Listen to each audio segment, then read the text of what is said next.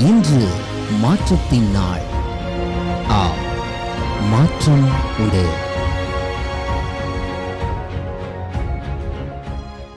ஆண்டவராகிய இயேசுவின் நாமத்தினாலே இந்த புதிய மாதத்தில் உங்களை இயேசுவின் நாமத்தில் வாழ்த்துகிறேன். மாற்றம் உண்டு என்கிற இந்த அனுதின தியானம் உங்கள் ஒவ்வொருவருக்கும் ஆசீர்வாதமாக, நன்மையாக, மேன்மையாக இருக்கட்டும் என்று நான் ஜெபிக்கிறேன். கடந்த 7 மாதங்கள் நம்மை அற்புதமாய் நடத்தின ஆண்டவர் இந்த 8வது மாதத்தில் இன்னும் அதிகமாய், ஆச்சரியமாய், மேன்மையாய், ஆசீர்வாதமாக நம் ஒவ்வொருவரையும், நம்முடைய குடும்பங்களையும் கர்த்தர் நடத்துவாராக. கர்த்தருடைய வார்த்தை மாறாது. தேவனுடைய வார்த்தை அநேக நேரங்களிலே தாமதிக்கலாம், ஆனால் அது தவறவே தவறாது. கர்த்தர் தம்முடைய வார்த்தைகளிலே தாமதிக்கலாம், ஆனால் கர்த்தர் தவற மாட்டார். ஆகவே கர்த்தர் சொன்ன எல்லா வார்த்தைகளையும் உங்கள் வாழ்க்கையில நிச்சயமாய் நிறைவேற்றுவார்.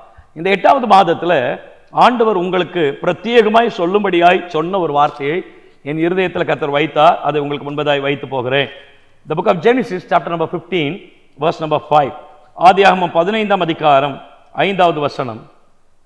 பின்பு அவனை நோக்கி, உன் சந்ததி இவ்வண்ணமாய் இருக்கும் என்றார்.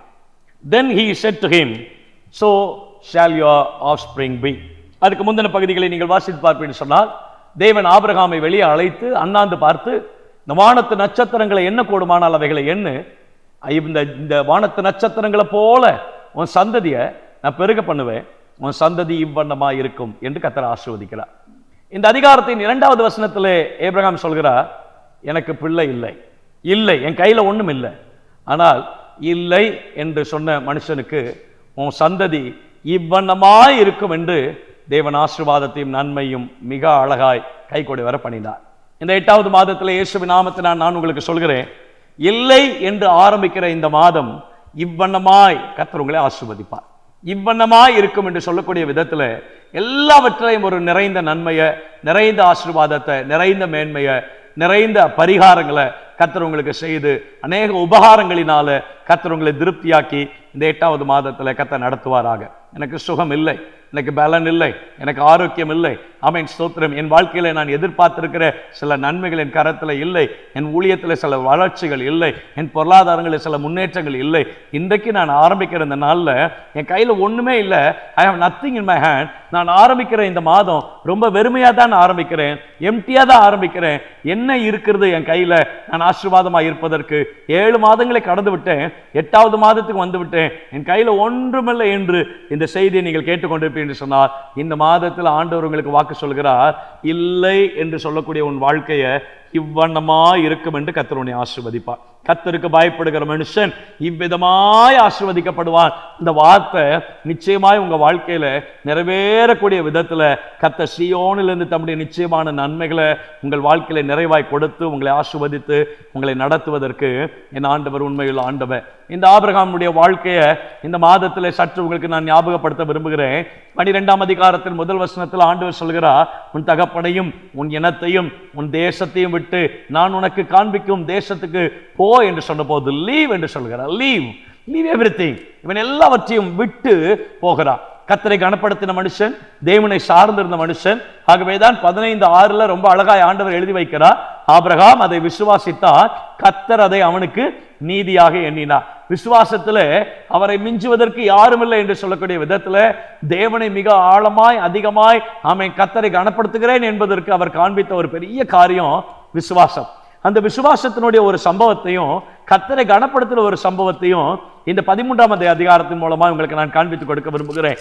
13ஆம் அதிகாரத்தின் 14வது வசனத்துல, லோத்து ஆபிராமை விட்டு பிரிந்த பின்பு கர்த்தர் ஆபிராமை நோக்கி, உன் கண்களை ஏறெடுத்து நீ இருக்கிற இடத்துல இருந்து வடக்கேயும் தெற்கேயும் கிழக்கேயும் மேற்கேயும் நோக்கிப்பார். லோத்து ஆபிரகாமுடைய சொந்தம். அவர் கேட்கிறார், தனக்கு ஒரு இடத்தை கேட்கிறார். அப்பொழுது ஆபிரகாம் கேட்கிறார், உனக்கு என்ன வேண்டுமோ எடுத்துக்கொள் என்று சொல்கிறார். ஆபிரகாம் நினைத்திருந்தால் எந்த நன்மைகளையும், எந்த பகுதிகளையும், எந்த ஆசீர்வாதங்களையும் சுதந்திரிக்க முடியும். செழிப்பான இடங்களை ஆபிரகாம் தனக்கென்று தெரிந்தெடுக்க முடியும். ஆனால் லோத்து பார்க்கிறார். லோத்து பார்த்தபோது the valley of Jordan அது பார்ப்பதற்கு ரொம்ப செழிப்பா இருந்தது. அந்த செழிப்பான அந்த சமபூமி அது கிழக்கே இருந்தது. அந்த பகுதியை பார்க்கிறான். லோத்து சொல்கிறான், அது எனக்கு வேண்டும் என்று கேட்கிறான். அப்ப ஆபிரகாம் தேவனை மேல இருந்த விசுவாசத்துல நம்முடைய கையில இருக்கக்கூடிய காரியங்களை நாம கொடுத்தாலும் நம்மளை ஆசீர்வதிப்பதற்கு நம்முடைய ஆண்டவர் உண்மை உள்ளவர் என்பதுல ஆபிரகாம் ரொம்ப விசுவாசமா இருந்தபடியினால செழிப்பான இடத்தை லோத்துவுக்கு விட்டு கொடுத்தார். விட்டு கொடுத்த போது கர்த்தர் அந்த இடத்துல ஒரு காரியத்தை சொல்கிறார். ஆண்டவர் விட்டு விடு என்று தான் சொன்னார், விட்டு கொடு என்று சொல்லவில்லை. ஆனால் தேவனை கனப்படுத்தி கர்த்தர் மேல் இருக்கிற விசுவாசத்துல இந்த ஆபிரகாம் தேவனுடைய நாம மகிமைக்காக தனக்கு வர வேண்டிய எந்த நன்மையா இருந்தாலும் கர்த்தரே இதை செய்வார் என்று அறிந்திருந்தபடினால லோத்துக்கு அந்த செழிப்பான காரியத்தை விட்டு கொடுத்தபடினால உடனே ஆண்டவர் சொல்கிறார், நீ கிழக்கே விட்டு கொடுத்தாய், ஆனா நான் உனக்கு கொடுக்கிற ஆசீர்வாதம் 14வது வசனத்துல கிழக்கேயும் மேற்கேயும் வடக்கேயும் தெற்கேயும் நோக்கிப்பார், நீ காண்கிற எவ்விடத்தையும் நான் உனக்கு தருவேன். இந்த பூமியின் நீளம் எம்மட்டோ அம்மட்டும் நடந்து திரி, நான் உன்னை ஆசீர்வதிப்பேன். இந்த பூமியின் தூளை யாராகிலும் என்ன கூடுமானால் அதை போல உன் சந்ததியை நான் ஆசீர்வதிப்பேன் என்று சொல்லி தேவன் ஆச்சரியமான ஆசீர்வாதங்களை இந்த ஆபிரகாமுக்கு மேல கர்த்தர் வைக்கிறார்.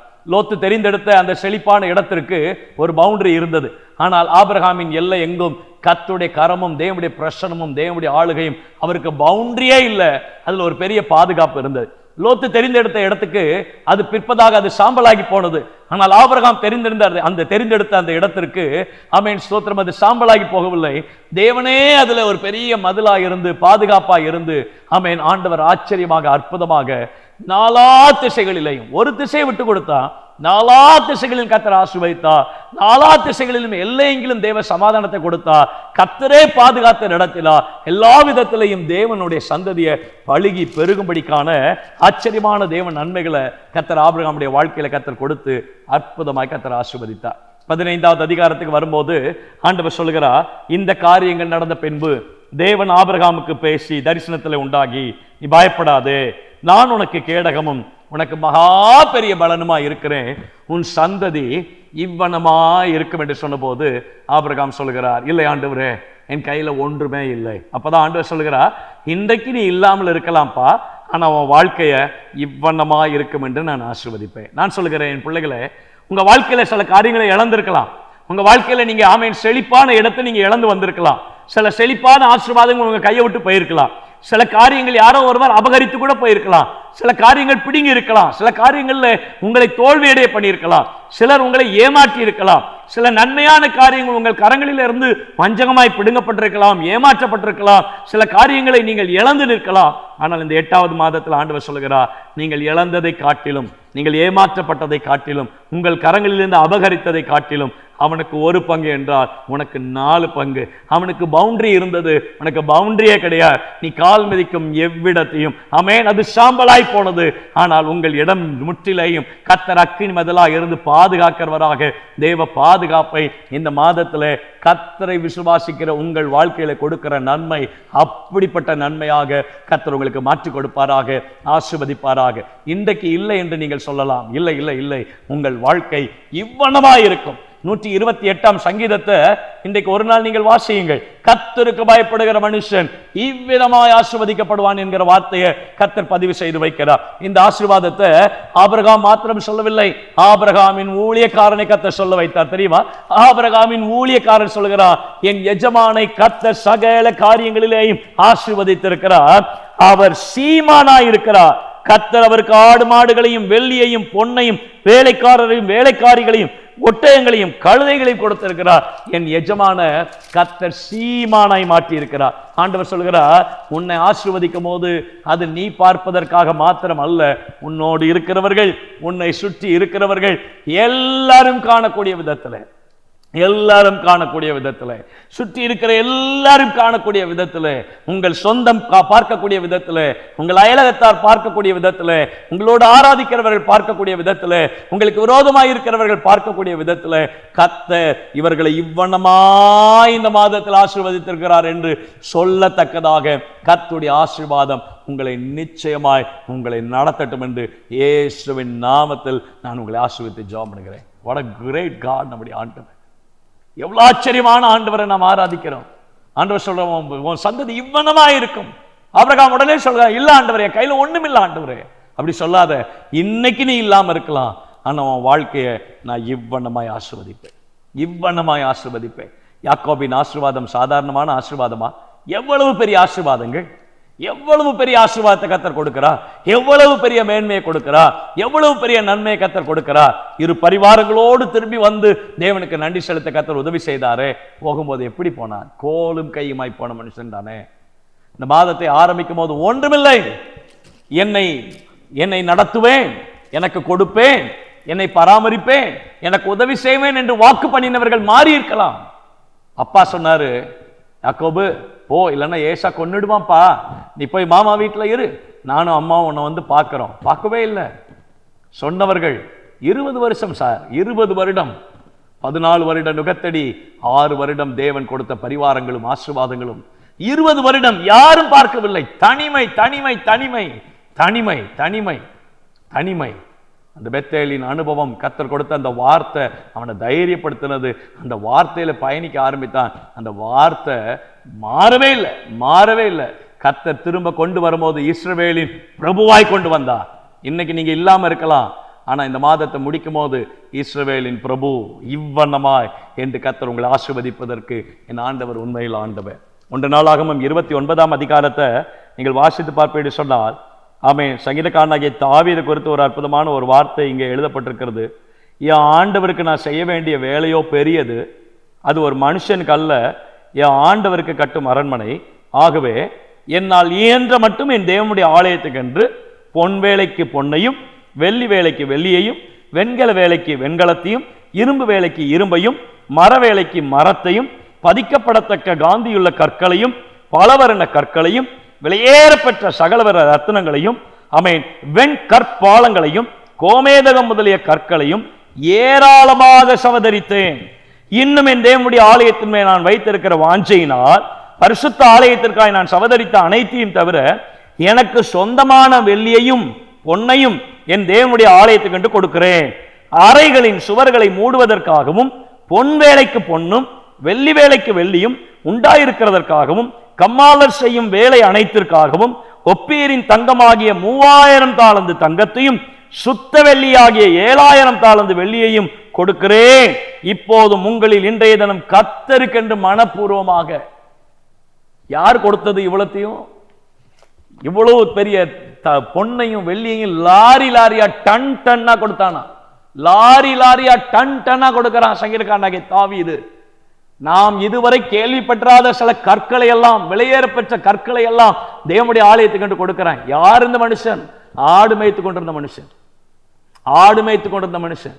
நீங்க தாவீதை பார்த்து கேட்பீங்கன்னா தாவீது சொல்வார், ஓ ஹல்லேலூயா, என் ஆடு மேய்த்து கரவல் ஆடுகளுக்கு பின்பதாய் தெரிந்து கொண்டிருந்த என்னை சமஸ்த இஸ்ரவேலுக்கும் என்னை ராஜாவாக்கி அவர் அழகு பார்த்தார். அந்த ஆண்டவருக்கு நான் டன் டன்னா பொண்ணு கொடுக்கறதையும் டன் டன்னா வெள்ளி கொடுக்கறதையும் லாரி லாரியா நான் ஆண்டவருக்கு என்று கொடுப்பதிலையும் நான் ரொம்ப சந்தோஷப்படுறேன். எப்படி வந்தது? யார் ஆசீர்வதித்தது இந்த நன்மை? யார் கொடுத்த நன்மை இந்த ஆசீர்வாதங்கள் எல்லாம்? ஒரு ஆடு மேய்க்கிற மனுஷனுடைய ஆசீர்வாதத்தை பார்த்தீங்களா? இன்னைக்கு நீங்க இல்லாம இருக்கலாம், இந்த மாதத்துல இவ்வண்ணமா என்று கர்த்தர் சொல்ல வைப்பார். இந்த மாதத்துல நடக்குமா? இந்த மாதத்துல கர்த்தர் செய்வாரா? இந்த மாதத்துல எனக்கு ஆண்டவர் அதை செய்ய முடியுமா? ஆண்டவருக்கு ஒரு செகண்ட் போதும், ஒரு செகண்ட் போதும் என் தேவனுக்கு. முதல் பந்தியில் அமர்ந்து ரசத்தை ருசி பார்க்கிறார்கள், 2வது பந்திக்கு அமர்கிறார்கள். அதை கோரி மொண்டு ஊற்றுவதற்குள்ளதாக அங்கே தண்ணீர் திராட்சரசமாய் மாறினது. கர்த்தர் அற்புதம் செய்வதற்கு நேரம் ஒரு பொருட்டு அல்ல. வேதாமத்தில் வாசிக்கிறோம், சிலருக்கு கண்கள் இருந்தது, பார்வை கொடுத்தார், சிலருக்கு கண்ணே இல்லை. ரிசோர்ஸ் இருந்தாலும் சரி, ரிசோர்ஸ் இல்லைனாலும் சரி, என் ஆண்டவர் உங்களுக்கு உதவி செய்வது ரொம்ப லேசான காரியம். இருந்தாலும் சரி, கர்த்தர் செய்வதற்கான உபகரணங்கள் இருந்தாலும் சரி, கர்த்தர் செய்வதற்கான சாத்தியக்கூறுகள் எதுவே இல்லை என்று சொன்னாலும் சரி, சாத்தியக்கூறுகள் அற்ற நிலைமையிலேயும் உங்கள் வாழ்க்கையில இல்லை என்கிற நிலையை இவ்வண்ணமாய் ஆசீர்வதிப்பதற்கு என் ஆண்டவர் அவர் உண்மையில் ஆண்டவர். யோபின் வாழ்க்கையை பாருங்கள். யோபின் வாழ்க்கை எப்படி இருந்தது? எல்லாவற்றையும் இழந்து போனார். கர்த்தர் சும்மா விட்டாரா? இல்லை, இரட்டத்தனையாய் கர்த்தர் ஆசீர்வதிக்கிறார். இழந்த எல்லாவற்றையும் 7000 இழந்த எல்லாவற்றையும் கர்த்தர் நிறைவாக நிறைவாக நிறைவாக நிறைவாக நிறைவாக நிறைவாக கர்த்தர் ஆசீர்வதித்தார். ஆபிரகாம் சொல்கிறார், ஆண்டவர் இவ்வண்ணமாய் ஆசீர்வதிப்பேன் என்று சொன்னபோது ஆபிரகாம் சொல்கிறார், அப்படி என்றால் என் ஊழியக்காரனாகிய எலியேசரை கொண்டு என் சந்ததியை நீர் ஆசீர்வதிப்பீரா இப்போ ஆண்டவர் சொல்கிறார், இல்லை இல்லை இல்லை, உன்னுடைய ஆல்டர்னேட்டிவை காட்டிலும் நான் உனக்கு கொடுக்கிற வெகுமதி அது பெரிய வெகுமதி. உன் சந்ததியாகிய ஈசாக்கை நான் ஆசீர்வதிப்பேன். உன் சந்ததி இவ்வண்ணமாய் இருக்கும். உன் சந்ததியை கர்த்தர் ஆசீர்வதிப்பேன். உன் கரங்களை கொண்டு நான் நன்மை செய்வேன். உன்னை கொண்டு பெரிய காரியங்களை செய்வேன். உன் கரங்களில் இருக்கிற காரியங்களை கொண்டு உன் சந்ததி கட்டப்படும், உன் குடும்பம் கட்டப்படும், உன் வாழ்க்கை கட்டப்படும், உன் சபை கட்டப்படும், உன் ஊழியம் கட்டப்படும். இன்னைக்கு என் கையில ஒண்ணுமே இல்லை, இன்னைக்கு என் கையில ஒண்ணுமே இல்லை, எல்லாவற்றையும் இழந்து நிற்கிறேன் பாஸ்டர். நான் இன்னைக்கு எல்லாத்தையும் இழந்து நிற்கிறேன். இந்த மாதத்தில் பரிசுத்த ஆவியானவர் உங்களோடு இந்த வார்த்தையை திட்டமாய் பேச சொன்னார். இல்லை என்கிற நிலையை இவ்வண்ணமாய் கர்த்தர் ஆசீர்வதிப்பார். நீங்க இழந்தது ஒரு பகுதி தான், ஆனால் உங்களுக்கு கிடைக்க போறது 4 பகுதி. நீங்கள் இழந்தது சாம்பலாய் போகும், ஆனால் கர்த்தர் உங்கள் கரங்களில் கொடுக்கிற நன்மை என்றென்றைக்கும் பாதுகாப்பாக இருக்கும். நீங்கள் இழந்ததுக்கு பவுண்டரி உண்டு, ஆனால் நீங்கள் பெற்றுக்கொள்ள போவதற்கு பவுண்டரி கிடையாது. கால் மிதிக்கும் எவ்வளத்தையும் தேசத்தின் நீளம் எம்மட்டோ அம்மட்டும் நடந்து திரி, அம்மட்டும் நடந்து திரி, அம்மட்டும் நடந்து திரி. இன்னைக்கு நீ இல்லாம இருக்கலாம், ஆனா உன் வாழ்க்கையை இவ்வண்ணமாய் ஆசீர்வதிப்பதற்கு ஒரு தேவன் உண்டு. ஏன் தெரியுமா? அந்த ஆண்டவருக்கு ஒரு பேரும் உண்டு. அவர் இல்லாதவைகளை இருக்கிறவைகளை போல அழைக்கிற ஆண்டவர். அவர் இல்லாதவைகளை இருக்கிறவைகளை போல அழைக்கிற ஆண்டவர். அவர் இல்லாதவைகளை இருக்கிறவைகளை போல அழைக்கிற ஆண்டவர். அவர் இல்லாதவைகளை இருக்கிறவைகளை போல அழைக்கிற ஆண்டவர். உங்களுக்காக நான் ஜெபிக்க வேண்டும் என்று விரும்புகிறேன். ஜெபிக்கலாமா? தேவனே, இயேசுவின் நாமத்தில் உம்முடைய பிள்ளைகளுக்காக நாங்கள் ஜெபம் பண்ணுகிறோம். கர்த்தருடைய கிருபை உம்முடைய பிள்ளைகளை அதிகமாய் தாங்குவதாக. தேவ பிரசன்னம் உம்முடைய பிள்ளைகளை வழி நடத்துவதாக. இந்த 8வது மாதத்திலே ஆச்சரியமான தேவனுடைய உன்னத கரம் உம்முடைய பிள்ளைகளை வழி நடத்தும்படியார் தேவனுடைய பிரசன்னத்துக்கும் தேவனுடைய ஆளுகைக்கும் முழுவதுமாய் நாங்கள் விட்டு கொடுத்து நாங்கள் ஜெபம் பண்ணுகிற கர்த்தாவே, கர்த்தர் நீ நல்லவர், பெரியவர், அற்புதமான தேவன் என்பதை நீர் இந்த 8வது மாதத்திலே உம்முடைய பிள்ளைகள் ஒவ்வொருவருக்கும் நீர் காண்பித்தருளும்படியாய் நாங்கள் ஜெபம் பண்ணுகிறோம். இந்த ஜெப நாட்கள் நாங்கள் ஜெபம் பண்ணுகிறோம். இந்த மாதத்தை ஆரம்பிக்கும் போது இன்றைக்கு இல்லை என்கிற நிலையில இருக்கலாம்ப்பா. இன்றைக்கு ஒன்றுமில்லை, என் கையில ஒன்றுமில்லை, நான் வாழ்வதற்கே ஒன்றுமில்லை, என் வாழ்வாதாரத்துக்கு ஒன்றுமில்லை, என் பிள்ளைகளுக்கு ஒன்றுமில்லை, என் எதிர்காலத்துக்கு ஒன்றுமில்லை, என் ஊழியத்துக்கு ஒன்றுமில்லை, என் வேலைக்கு ஒன்றுமில்லை. எந்த காரியத்தை எடுத்தாலும் இன்றைக்கு நான் இல்லை என்கிற நிலையில இருக்கிறேன். இல்லை மகனே, கர்த்தர் இந்த மாதத்துல உன்னை இவ்வண்ணமாய் ஆசீர்வதிப்பார். இல்ல மகளே, இந்த மாதத்துல கர்த்தர் உன்னை இவ்வண்ணமாய் ஆசீர்வதிப்பார். உன் தொழில கர்த்தர் அப்படி ஆசீர்வதிப்பார். உன் வேலையில கர்த்தர் அப்படி ஆசீர்வதிப்பார். உன் ஜீவியத்துல கர்த்தர் உன்னை அப்படி ஆசீர்வதிப்பார். உன் எதிர்கால வாழ்க்கையை கர்த்தர் அப்படி ஆசீர்வதிப்பார். உன் திருமண வாழ்க்கையை கர்த்தர் அப்படி ஆசீர்வதிப்பார். உன் கர்ப்பத்தின் கனியை ஆசீர்வதிப்பார். ஒரு நாள் ஒன்று வரும், உன்னை குறித்து ஒரு அற்புதமான ஒரு வசனம் வசனிக்கப்படும். என்ன தெரியுமா? கர்த்தருக்கு பயப்படுகிற மனுஷன் இவ்விதமாய் ஆசீர்வதிக்கப்படுவார், இவ்விதமாய் ஆசீர்வதிக்கப்படுவார். கர்த்தரை விசுவாசிக்கிறாயா? கர்த்தரை கனப்படுத்துவதற்கு அடையாளமாக நீ இழந்த ஏதுவா இருந்தாலும் அதை நீ மீண்டும் பெற்றுக்கொள்ளத்தக்கதாக என்ன வந்தாலும் கர்த்தர் தான் என்னை ஆசீர்வதிப்பார், என்ன வந்தாலும் கர்த்தர் தான் என்னை நடத்துவார், என்ன வந்தாலும் தேவனே எனக்கு சகல காரியங்களை மீட்டு கொடுப்பார் என்று கர்த்தரை சார்ந்திருங்கள். ஆண்டவர் மேல் நம்பிக்கையாயிருங்கள். ஆண்டவரை சார்ந்திருங்கள். ஆண்டவரை இருக்க பற்றிக் கொள்ளுங்கள். கர்த்தர் இந்த மாதத்துல உங்களுக்கு கொடுக்கவிருக்கிற நன்மைகளை ஒருவராலும் தடை செய்யவே முடியாது. தடை செய்யவே முடியாது. நான் சொல்கிறேன், தடை செய்யவே முடியாது. கர்த்தர் அவனை அழைத்து ரொம்ப அழகாய், ஆச்சரியமாய், அற்புதமாக தேவனுடைய வார்த்தையை அவனுக்கு முன்பதாய் கர்த்தர் கொடுக்கிறார். வெளியே வா, நீ அண்ணாந்துப்பா, இந்த வானத்து நட்சத்திரங்களை போல உன்னை நான் ஆசீர்வதிப்பேன், உன்னை நான் பெருக பண்ணுவேன். 14வது அதிகாரத்தை நீங்க வாசித்து பார்ப்பீங்கன்னா, சோதோமின் ராஜா கொடுத்த ஆஃபர் எல்லாம் ஆபிரகாம் சொல்கிறான், இல்ல வேண்டாம், நீர் என்னை ஆசீர்வதிப்பதா இருந்தால் வேண்டவே வேண்டாம். என்னை ஆசீர்வதிப்பது எதுவாக இருந்தால் கர்த்தர் என்னை ஆசீர்வதிக்கட்டும். இந்த உலகம் கொடுக்கிற ஆஃபர் எனக்கு வேண்டாம். கர்த்தரே என்னை ஐஸ்வர்யம் மாற்றுவார். இந்த மனுஷன், எந்த மனுஷன் நமக்கு கொடுத்திருந்தாலும் ஆசீர்வதித்தாலும் சொல்லி காமிப்பான் ஒரு கட்டத்தில். கர்த்தர் அப்படி அல்ல.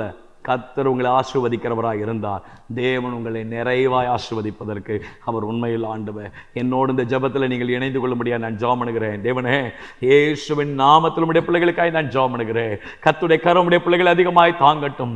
தேவ பிரசன்னம் உடைய பிள்ளைகள் அதிகமாய் வழி நடத்தட்டும். ஆண்டவரே, எங்களுக்கு வாக்கு பண்ணின மனிதர்கள் எங்களை ஏமாற்றி இருக்கலாம், நாங்கள் சோர்ந்து இருக்கலாம், சில காரியங்களை இழந்திருக்கலாம், சில காரியங்களை, சில நன்மைகளை நாங்கள் இழந்த நிலைமையில் இருக்கலாம் ஆண்டவரே.